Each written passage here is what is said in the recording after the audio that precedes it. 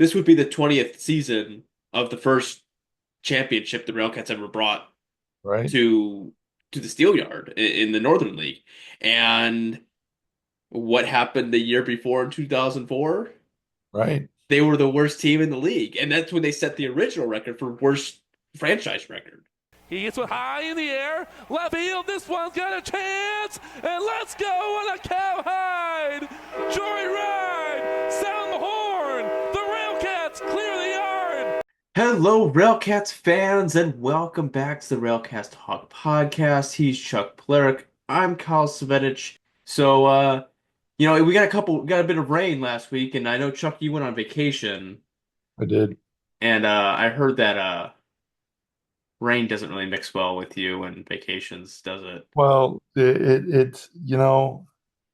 learned a lesson. It took me a long time, but I learned a lesson that a lot of times, a lot of people don't know, and that's that cars don't float.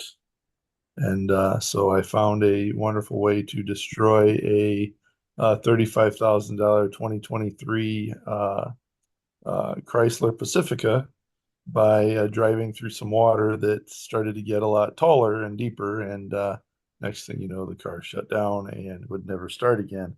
And so I left it in the middle of the road that now, as I look at the picture, doesn't look like much of a road, but looks more like a river. So, lesson learned. Uh, we had 6 months worth of rain in 48 hours there. And but all said and done, it was a good trip. Yeah, And and you this brought the you brought the rain with you, and did. you come back from vacation, and me and you enjoyed a nice, lovely Blackhawks game against Colorado, and I gave my wife a scare, and our unborn child's bedding and crib and all that was in the risk of being flooded out, as my wife called me and said that there was water coming in to the garage, and I was picking you up from the steel yard. So yeah, it was just a fun For, last week. for the record, I said we can cancel this. We don't have to go, and you said we are not canceling this. To And be fair, I asked my wife and I said, "Do I need to come home?" And she okay, goes, "No, you don't need to come home. Everything should be fine." okay, all So right. So my for the, pregnant wife the was moving heavy stuff while I right, was enjoying a hey, Blackhawks game. and I believe you said when she was moving that heavy stuff, you said something along the lines of she deserves to be carrying heavy stuff now. She needs to do it. She needs the exercise.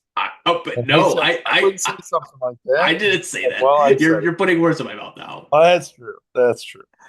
For the Well, zero podcast, we have yeah, offended mine.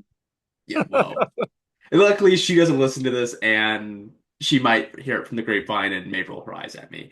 But now that we're over the what they call cold open, let's go ahead and get into what we're actually going to be talking about Hold today. on a second. We got to go to a Blackhawks game where you Oh got to yeah. Oh wear my. the Blackhawks jersey, Yeah. Railcats, Yes.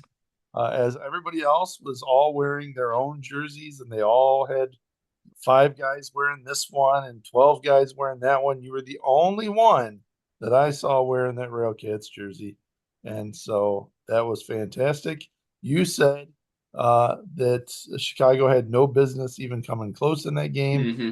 Came down to the end. They almost won it and they lost. And that's fine. I kind of expected it. Well, they were winning Right. and then lost. But Right. we had a really fun time.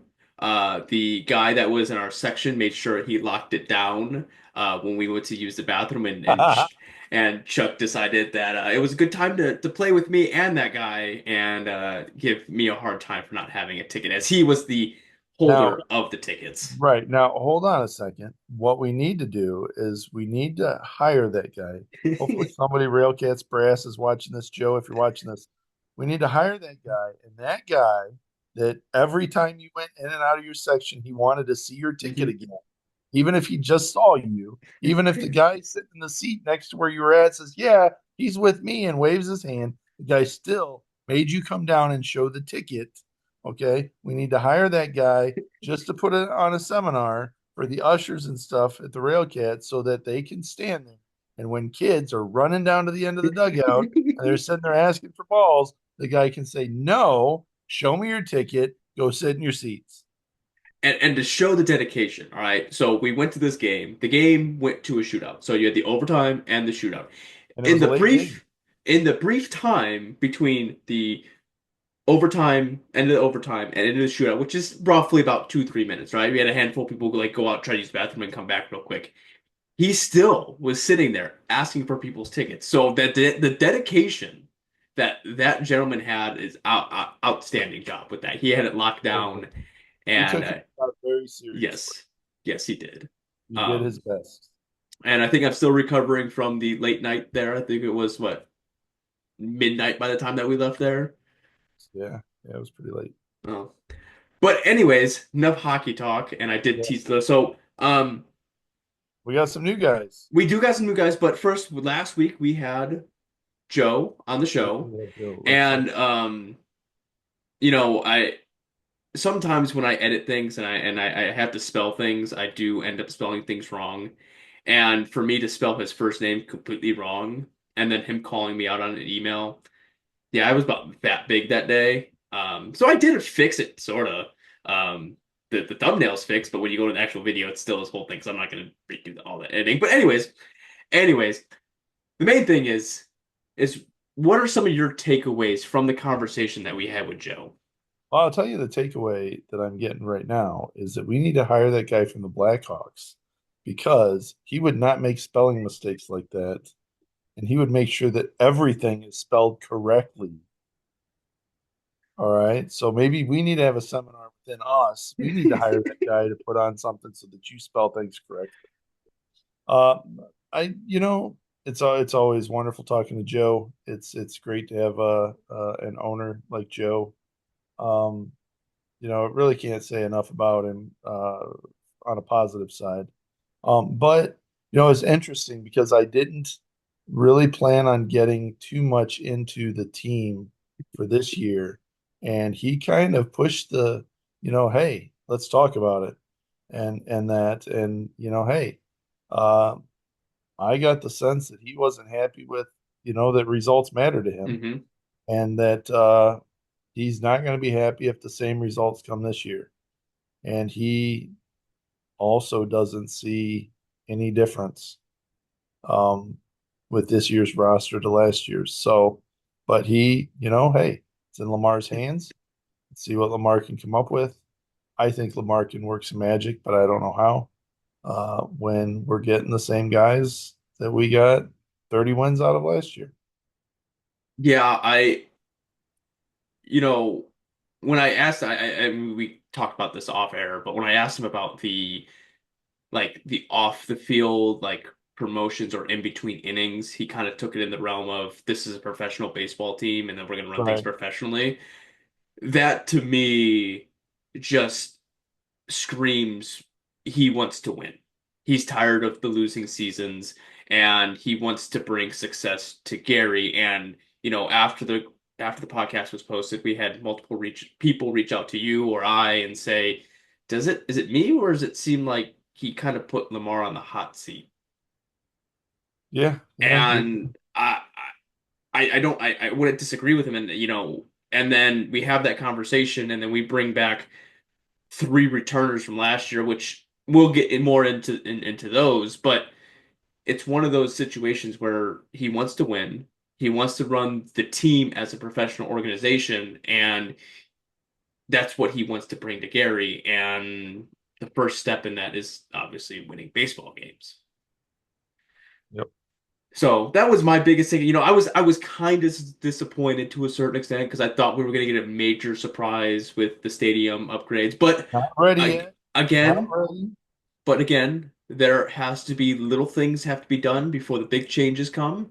And, if brings a winning season, brings more people to the ballpark, maybe we'll see those upgrades. So you just gotta keep coming to the ballpark and enjoying some games. That's exactly it. We've definitely got to get some baseball moving here pretty quick. Tell you that. And for the people that are listening to this or will be listening to this, we do have the little baseball American Association Hmm. tournament that they've got coming on, so you can kind of wet your whistle a little bit with some baseball. some American Association baseball and see how that goes this week.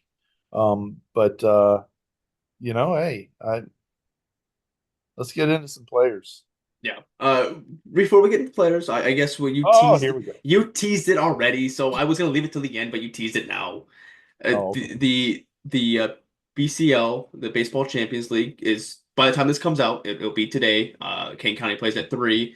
They have a mixture. You said 14 players from the Kane County, and the rest 15. is 15, Yeah, 14, 15, 16, 17, 18, whatever. Same 15. difference. They have some other players that are mixed in from other teams like last year with Fargo, and I think we can get into a little bit something else with that a little bit later. But the 8th they play, and then the 10th they play at 3 as well. Then April 11th is Group B's 3rd place versus Group A's 2nd place, 1s and 2s.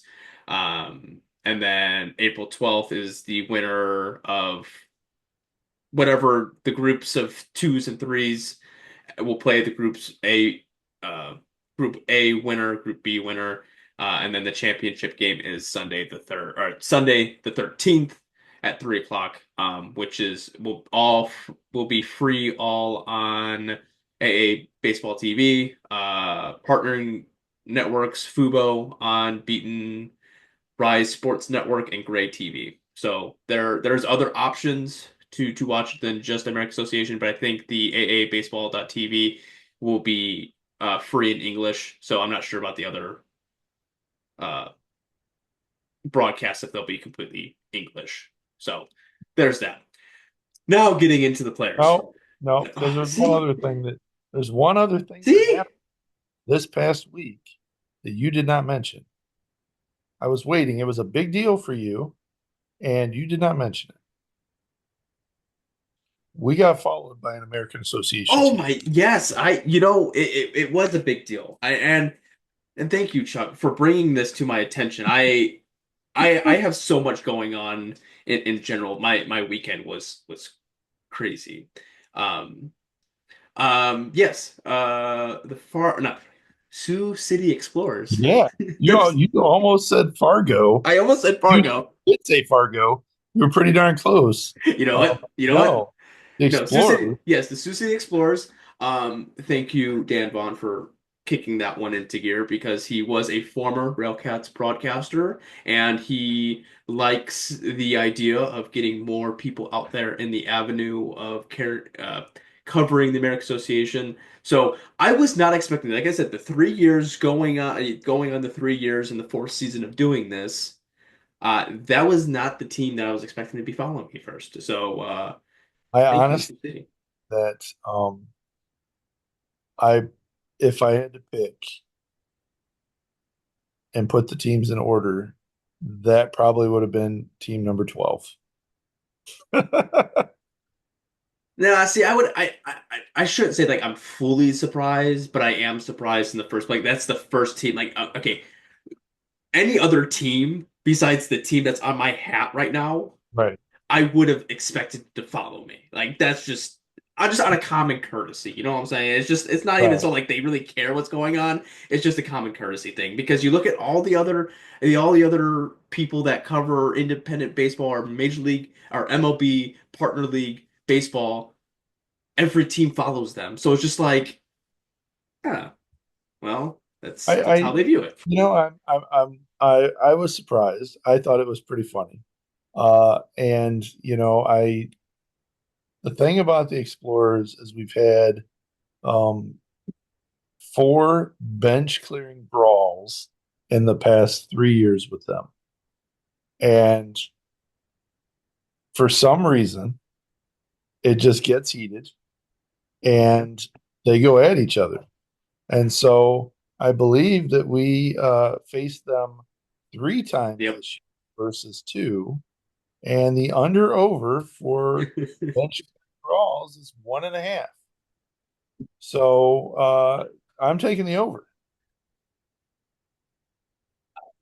Well, maybe this year we're gonna turn a new leaf. Maybe this year it's not gonna be fisticuffs. It's gonna be actual baseball. So When you've got our team struggling and their team likes to point that out, or they're not doing something they're supposed to be doing, and our team likes to point it out. I think a couple years ago it was that we hit one of their batters, and it was a pitcher that had hit batters many times, not intentionally, and that started it, you know. So various different reasons, but I don't know. I when they come into town, it's definitely something interesting. And so, hey, great to have them follow. Thanks to the Explorers for doing that. I do, like I said, I do appreciate it. So again, and what Dan Vaughn's done over there, he has the Espresso, their sort of like Facebook Live podcasting that he does weekly. I've listened in a couple of those times, and I like listening to Dan Vaughn in general. I think he's a really good broadcaster, which I'm surprised he's in the American Association just based on his voice. So when the Sioux City Explorers are playing, most time I'll kick the game on if the Railcats are playing, just to listen to Dan Vaughn. So that's my spiel of the day on There that you go. front. So between last podcast and this podcast, we had a total of 4 players that were signed. All 4 of them are pitchers, and all 4 of them, well, I should take that back. One of them might be a potential starter, probably more a starter than not. But we'll go down the list. Jacob Coates, which he kind of is a little impressive on the aspect of he was throwing, I think someone sent me a video. It was like, what, I said 95, 96 he was throwing Right now, fastballs. Right right now. now, Yeah, right now. 596, but before his arm surgery, he hmm was 99s. Yeah, he was a free With agent. control. Yeah, free agent signing from to the Houston organization, Houston Astros organization. He played at Houston Baptist College. Handful of injuries, Tommy John, that kind of stuff. But this is what Lamar had to say about him last season. Jacob was one of the most sought out after arms in the free agent market after his release from the Houston Astros organization. Instead of signing, he elected to take some time off from the game and get himself healthy mentally and physically. At his best, he is 6'6", 240 pounds, a 99-mile-an-hour closer, late inning guy with attitude. He is excited about the opportunity, and I'm pleased to welcome him to our Railcats team. What I have seen, I got a little bit of insight on like his pro day and all that other stuff. Like he's someone that's going to hit the zone. He is someone that throws some speed. His sliders are up into the 80s, low 90s. I mean, he's coming back from surgery, so like it may take him a second to kind of get back into live action game and get himself going. But having someone that can compete at the back end, already having a Julio Pinto and bringing him in could be just that late inning guy, which is something I think we needed more of last year. You ran Nate Alexander, Josh Smith, and Julio Pinto basically down to nothing at the end of the season. So you're bringing in another guy that can help with that, and you're bringing in a guy that's going to beat you mano a mano. Like it's like I'm going to throw my hardest, and you're going to try and hit it. And if you hit it, good for you, but most of the time you're probably not. Right. And to give a guy the opportunity to get back into affiliate ball and show what he can do just makes it a little bit more exciting on the aspect of it seems like his injury is healing and he's getting back to where he was at prior to the 2023 season. There you go. So we needed that. We need what the thing is if we bring back a whole pitching staff that looks pretty identical, or the parts that we didn't bring back, we're actually bringing in somebody that's subpar to that.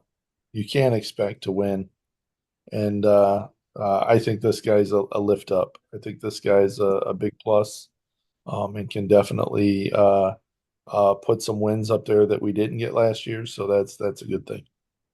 yeah, and then the second, which was the day after Coates' signing, was Denson Hall is returning. He's the left-handed thrower that threw, I think, quite a bit of innings for us, ate some innings last year. He played in 30 games. He had an ERA of 5.2. He struck out 45, walked 30. He gave up 28 hits. I got to pull up his baseball reference here real quick to see what, as far as you like the hit batters. He hit 11 batters last year, so that was, out of 30 games, hitting 11. I think that was like his biggest downfall at the beginning was he was hitting batters, and then you have the legendary story of him setting up the trash can in the right hand's batter's box, I believe, and him just throwing the baseball at the trash can to simulate a guy being there, but actually hitting them. And then it kind of improved his game because he kind of got it out of his system on that front. So he's, left-handed thrower. I enjoyed watching him work when he was successful in majority of his games. There's a lot of 0 runs given up, but there's also a lot of when he, like I said early on, he had a 1 inning gave up 5 runs. But really there's a couple threes back to back, but nothing higher than two. It's either 2 or 0. So I mean, if he can be a little bit more consistent, which he was sort of towards at the end of the season, he'll be another guy that Lamar can kind of rely on. So I'm not too um picky on this one. Relief pitchers, like I said, it's so hard. You can look at their stats. It's like, oh, 6 ERA, but like it's a relief pitcher. You have one bad inning, it just blows your whole statistics out, throughout the year. Yeah, Um, I'm with you on that. let's see. Lamar had this from a left-handed pitcher standpoint with his stuff. Denson has the potential to be a quality reliever. You can see why he made it to Double-A with the Arizona Diamondbacks. What he lacked in 2024 was consistency from the outing to outing and the mental toughness needed to get into the next level. We'll be looking for improvement in these areas as he will compete for a role with the team in camp. Again, bringing him in, I I think what the philosophy might be on this aspect of it is where Lamar's team that he put together on paper, we all agreed last year should have been more top of the league than it was. The inconsistency is what really destroyed this team. And I feel like he is giving players that shown really good potential, but may lack a little bit inconsistency to bring them back and say, all right, I'm going to give you a short leash and we're going to work from there. If you're going to give me 5, 6, 7 games that are really good, more than likely I'm going to keep you on the roster. But if it's really good game here, bad game here, like I just can't have you necessarily on the roster Right. on that front. But like I said, I think Maybe that's he what I said, or I need to see it. That's the thing is that these other teams, when they see it, they're doing it. And when we're seeing it, we're sticking with it. no, I agree. Um, I wouldn't say he's I guess he's a huge strikeout guy, but he also gave a lot of walks. I think he's more of a power pitcher than you would, but he's left-handed pitcher, and that's something that we also kind of lacked a little bit on the roster on that front. Easily confused with Chris Irwin. I'm not confused with Chris. I know he's a left-handed pitcher. Oh no, I said he is easily confused with Chris Irwin. Oh, sorry. I was distracted. I was reading Thanks for listening and to what I'm and saying. and you kind of cut out a little bit, so I uh Oh, I blame it on. heard I heard the Chris Irwin, and I thought you were trying to They don't really like me. I'm so funny. No, easily easily confused with Chris easily Irwin. confuse it, yes. And then we bring back Nasty Nate, the closer, all-star closer from last year, Nate Alexander, who again was a workhorse and gave us really good outings. And I know when we talked during the off season, or during the middle of the season, it kind of seemed like he gave up a lot of runs, which he did, but they weren't in the spots that he needed to be in. A lot of them were the games were either the team was behind or it was tied, and I think he's more of that guy that needs the pressure of closing a game out because in he had 9 save opportunities. He blew 2 of them. But in the 7 that he succeeded in, he only gave up 1 run, which was earned, 5 hits, 2 walks, and 8 strikeouts. So putting him in a situation where he's going to be the shutdown guy, again, probably a little bit of competition with Jacob Coates, depending on how he does. You could, if the team's more successful than not, seeing Nate in this kind of role of I need um, 3 outs. That's all I need you to get, 3 outs and not give up a run. I think more times than not, he's going to succeed in that. Um, this is what Lamar had to say about Nate. Nate returns to the team after posting positive numbers in Mexico during the winter, but ultimately falling victim to the business side of things with the final roster cuts for 2025.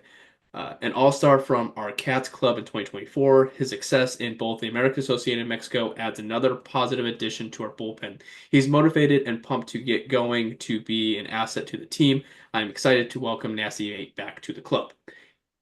Can't put that aside either. He did play in Mexico, and he did have good numbers there. Anyone that goes to Mexico or plays in the Winter League, whatever the case, and goes and has a good experience. I mean, he had an ERA of 3.44. I know it's only in 14 games, but versus his almost 4 with the Railcats, and that had to do with his let me pull it up real quick. He had an ERA almost at like 350. And then that last game against Chicago where he gave up 3 earned runs in 1 inning kind of inflated it. But he had like really one other Kane County was the game that really inflated his ERA. He had his ERA almost down I think he at one point his lowest was 1.77, and that was right before that Kane County game. So it's one of those his ERA was down, but he's going to give you strikeouts. He's going to challenge people. Another workhorse on the back end and give him an opportunity to maybe make it back to the Philly ball. I'm happy with Nate. I would agree. I'm happy with him as well. Then the last one, he only played a handful of games with the Railcats last year, but that's Dane Alvaro, who basically played like 4 games and then said, all right, I'm going to Mexico, and played in Mexico the rest of the year. So I was kind of surprised to see him back with the Railcats, but again, logistics, other things that might happen, younger talent. Mexico is probably closer to the affiliate side of things where they're probably rotating their roster around more than times than not. But this is what Lamar had to say. Dane only appeared in 3 games / 2 starts for our team last season before having his contract transferred to Mexico. In his brief time on the bump, he showed a bulldog competitive mentality and positive understanding of what he was trying to accomplish on the mound. The loss of Dane to Mexico so early in the season greatly affected our pitching staff, as injuries also began to creep its way into the team. He's a good teammate and goes about his business professionally. I'm pleased to welcome him back to our Cats club. And I would probably say, I know it was still a little bit early on in the season, but once Dane kind of left, that was when the pitching staff kind of got a little teeter-tottery. And I don't remember because I've been going to therapy, and I guess traumatic things like that you can block out. And so apparently that is what has happened. Is I don't remember anything from last season other than that we won 30 games. So well, I don't remember the beginning of the season, so I really can't tell you if there was some sort of a drop off or whatever. But I mean, it was very, very small sample size, but I think it was one of those he was slotted to be into that starting role. He left, and it was just kind of like, all right, who are we gonna kind of put in that? They were 4 strong. well, that's so that is if we're going to talk about an opportunity to excel with Lamar. Okay. Mhm. He needs to have guys at the call, right? When hey, this guy got picked up. All right, I already know who I'm going to get now. I already have a guy waiting, that I have to make the phone call and bring him in, right? And not, hey, uh, let me go and ask somebody else who they have available. All right, send them over here. We'll take whoever you got. I feel like that's what happens is that it's um, having that list of guys that are wanting to Mhm. come play right now that has the quality of what we're looking for so that you don't miss that beat. Uh, or that if you have somebody that's unreliable, you can cut them and bring in somebody else. You don't have to worry about missing another beat, Mhm. right? So I think that's the big opportunity for improvement right there. Is it needs to have that Rolodex ready to go with more than just one number to call. Yeah. And just kind of looking at what Danny kind of did with the Railcats, I mean, he had a strikeout to walk ratio of 2.75. He had a whip at basically just under 1.2. And I know his ERA was like 3.57. What that kind of showed was maybe the defense didn't make some plays that should have been. And that's where, they, like you said, people will take the strikeout to walk ratio because that's what the pitcher necessarily can control. Right.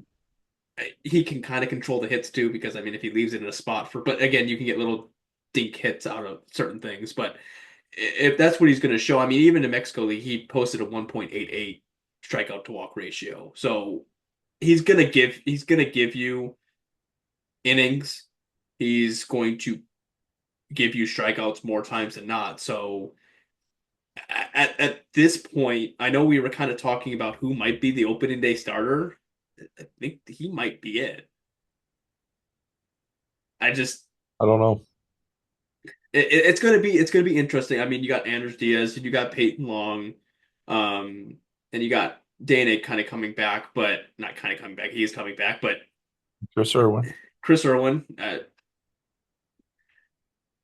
arm injury. I'm just saying that. I mean, it's going to be hard, but I'm just saying it at this point, just based off the. I know it's a small sample size, but the experience and the numbers that he's been posting, I would say he was probably going to be in that top spot. Oh, maybe. I mean, let's hope that he continues to improve. Yeah, I mean, again, there's no one. I think we both agreed there's no one on this roster that's blown us away yet. Well, I we say that, but I think that Jacob has a great opportunity to be that guy that blows us away.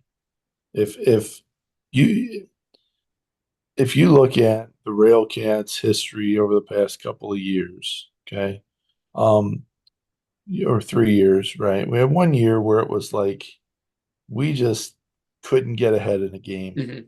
And then we had a year where it felt like every time we had a lead, we got to the end, we would blow it. And then last year, it felt like we were getting blown out all the time, Yeah. right? And so I think that you've kind of shored up the closer spot. I don't know that Nate's the guy. Then Nate might be able to go a couple more innings than you would be a closer. But also, I think of Milwaukee a couple of years ago. They had this guy Benoit that I think that was his name was on their team, and I remember watching that guy, and I was like, ninth inning, game over. Yeah. I mean, this guy comes out there, he's throwing 98 miles an hour, he's throwing strikes. These guys can't get around on him. Game over. And that's the way that guy was. And if you can get a closer like that, he's going to put some wins in there. So or keep some wins that you would have lost before. And it frees up a guy like Nate to move earlier in the game to be able to give you maybe a 7 and 8.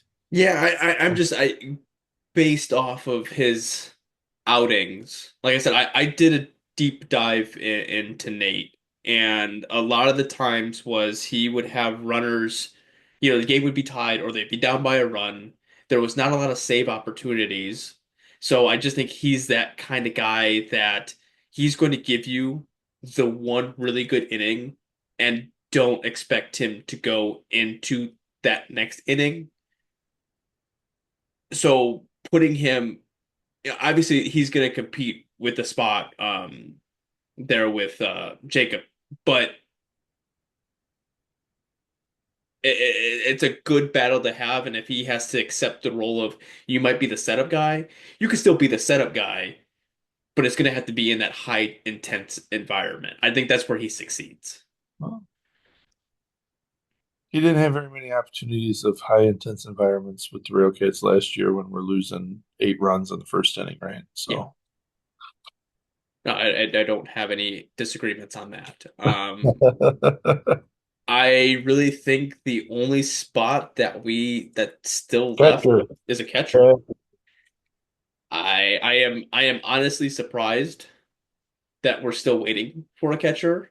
I I don't know if it's just trying to build out the bullpen or if he's going to use one of these infielders slash outfielders as a catcher spot. I don't I just it's I'm one of those interesting I can't get into the mind of that one. I'm not going to say interesting. I don't want to use the word interesting because I would rather use the word scary.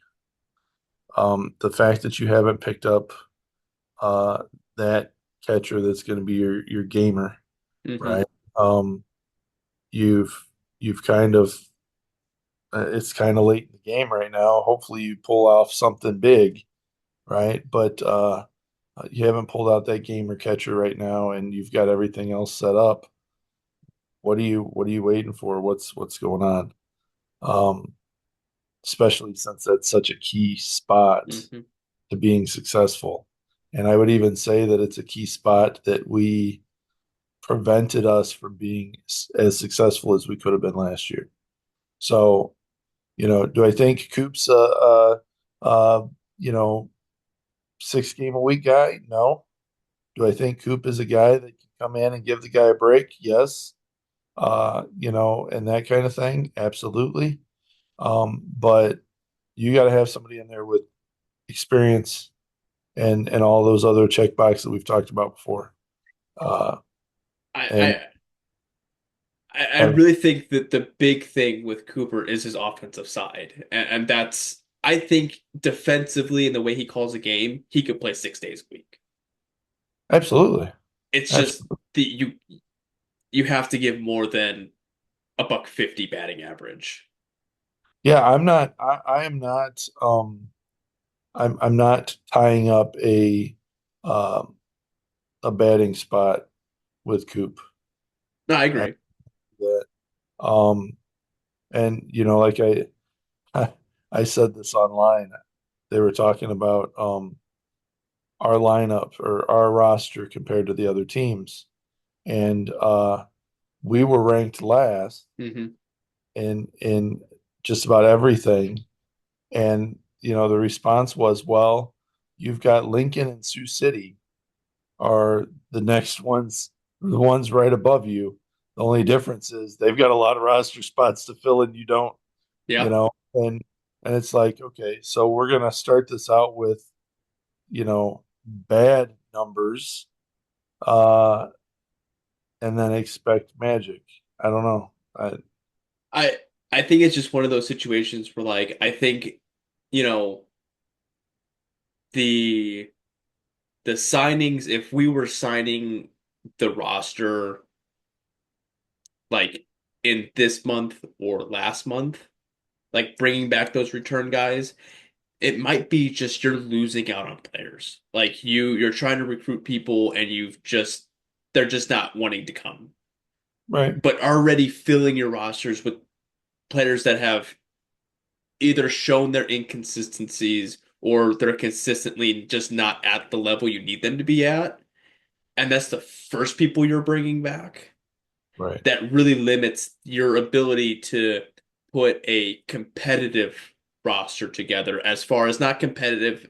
I guess what I mean by the word competitive is competing for a spot to play on the team is what I get at. Not so much like obviously a competitive roster to win games, yes, but I think you need the competitive nature inside of the quote unquote spring training to see what you have to move into the regular Well, season. I go back to things that we've said before, and that's that, um you've got these guys that if you needed to take a chance, if you had, a 25-man roster and you're at 23 guys that are solid, reliable guys, and you want to bring in two guys that might be, unreliable, and let's see how they do, and maybe the 23 guys will lift them up and make them more reliable, get them out of those jams or whatever it is, and give them confidence, then hey, go for it. But you can't have 23 guys that are unreliable, that are inconsistent, and then have two guys that are good and expect those two guys to be reliable and consistent. You can't do that. Yeah. And it seems like that's the formula. Same as with our pitchers, right? We it's good to have, if you've got, let's say you've got, I don't know, 13 pitchers, right? And of those 13 pitchers, you've got 10 that are solid, reliable pitchers, and you got three guys coming off arm injuries that you want to take a chance on. Okay, right? But instead, you've got 10 that are coming off of arm injuries or unreliable, and maybe three guys that are consistent. Now, what are you going to do? We've kind of, it's we're hoping for a lot of miracles instead of just getting lucky. That's a hard thing to deal with. That's a hard Yeah. chance to take. Yeah, I just that's it's gonna be interesting. I mean, I just and it's one of those things where we could end up the end of the season just end up being eating crow at this point because, well, I mean, this would be the 20th season of the first championship the Railcats ever brought Right? to the Steelyard in the Northern League, and what happened the year before in 2004? Right? They were the worst team in the league, and that's when they set the original record for worst franchise record. Yep. So But at the end of that terrible season, you changed managers, you changed philosophies, you yeah, changed the team, right? And that is not, none of those things happened this time. So, hey, I would love nothing more than to have us sitting there saying, wow, no idea how this happened, but man, this is awesome. Versus, was I the only one that knew this was going to happen this way? Because we talked about it many times, right? yeah, I want it to work. I want it to work out for all the guys. It'd be nice to be on a winning team. It'd be nice to be part of a winning season. It'd be nice to be able to go there and, when you're facing the other team, to be able to run your mouth and be able to back it up with the play that we have, right? It'd be yeah, nice to be able to do those things. And hopefully we get to. yeah. Hopefully we do. And sitting here looking at it being at the time of recording this is the 7th, and us being 2 days away from a month with Railcats baseball. Yep. It's getting a little exciting. And then we're 36 days away from the Hope opener, which Now, I'm super excited for. well, you should be super excited at the fact that in less than 1 month, you get to go to Cocktails with the Cats if your wife goes with you. I put my confirmation, I sent it back, and I am just waiting for the correct invite with the time. That's all I'm waiting for. The time is 5 o'clock. 5 o'clock? Yes. Okay. Oh, So I did guess you got an actual invite? Did you? I got an email saying confirm on this email, and then that's all that I did, and I haven't got anything back yet. Who So was the email from? it was Joe CC'd with Anthony. So Nice. Okay. we will see it. So Yeah, I'm waiting my friend. for the full invite, I guess. I don't know, but 5 o'clock, Yeah, 5 that's o'clock. I guess me and my wife are gonna be leaving work a little early because I will get off at 5. Well, you will So be there and you will enjoy yourself. And we will have a great time. That's something that I will say probably one of the best events that the Rail yeah. Kids have done. And really helps get you even more excited about the season. And gives you some decent one-on-one time with either your favorite players Hmm. or new players or what have you, but also one-on-one time with Lamar. And I think that last year didn't get any one time with any of the coaches because they hadn't shown up yet, but and get to see some pretty cool stuff. Yeah.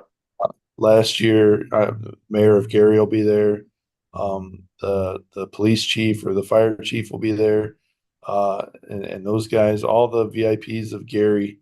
But we also had the singers that Mhm. sang the Yep. theme song for the Railcats there to perform it live, which nobody knew was going to happen except for Renee.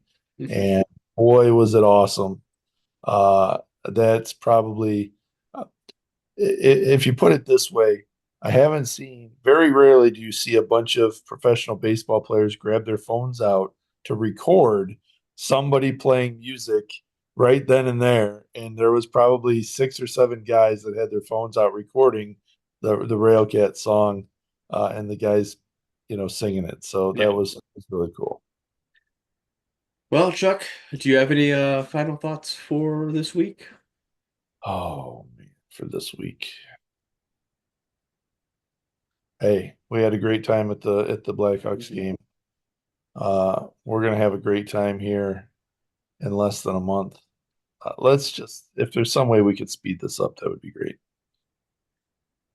It's coming. It's slowly but surely coming, and if the temperature would just warm up just a tad bit, Tad bit. What are you talking tad about? It's bit, like flipping cold. We need more than a tad bit. tad We bit. need it to, like, if we could find a multiplier, like when you play those video games and you hit the multiplier, we need to hit the times 2 because the 34 is not done. We need to have a 68.